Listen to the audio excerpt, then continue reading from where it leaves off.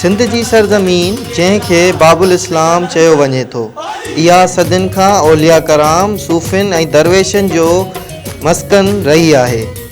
इन्हनि अज़ीम हस्तियुनि मां हिकु अहिड़ो नालो जंहिं जे दर ते अची हर बेसहारा खे सहारो मिले थो, इहो आहे सैयद उस्मान मरवंदी, जिन खे सॼी दुनिया हज़रत लाल शहबाज़ कलंदर जे नाले सां सुञाणे थी।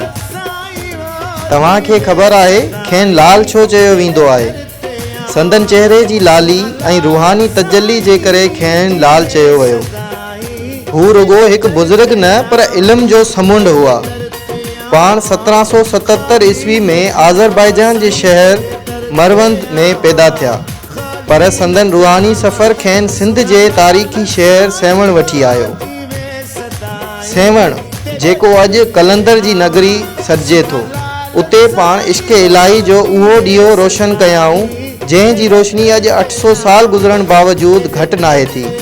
कलंदर जी दरगाह ते अमीर हुजे या ग़रीब, हिंदू हुजे या मुसलमान, सभु हिक ई सफ़ में बीठल नज़र अचनि था। इहा ई सूफ़ियत जी असल रूह आहे, इंसानियत सां मोहब्बत। हर साल हज़ारे पांधीअड़ा सिंध जे कुंड कुड़छ मां पहिरें प्यादे सेवण पहुचनि था। जॾहिं सिंधु दरिया जे किनारे ते कलंदर जी नगरीअ में मस्त कलंदर जा नारा गूंजनि था, त रूह खे हिकु अजीब सुकून मिले थो।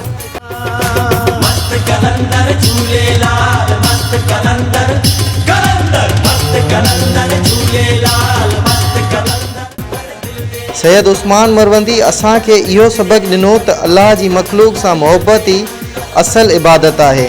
अॼु बि संदन आस्थाने तां को ख़ाली हथें नथो मोटे। जेसिताईं सिंध सलामत आहे, तेसिताईं कलंदर जो अलम बुलंद रहंदो। अचो त अॼु इन अज़ीम सूफ़ीअ जी तालीमात ते अमल कंदे पंहिंजी दिलनि में मोहब्बत ऐं अमन जो ॿिज पोखियूं।